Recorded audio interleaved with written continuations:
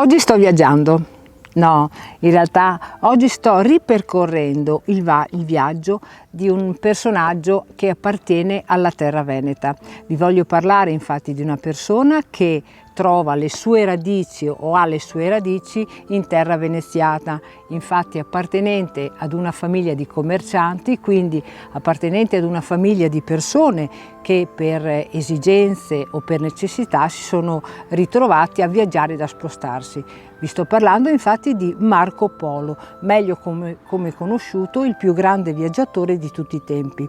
Però spesso Marco Polo è ricordato anche per i suoi lasciti, per il suo diario, diciamo, di viaggio, che in realtà era conosciuto come il libro delle meraviglie, che è stato poi tradotto e riconosciuto e portato nelle scuole, portato a conoscenza di tutti con il nome del Milione.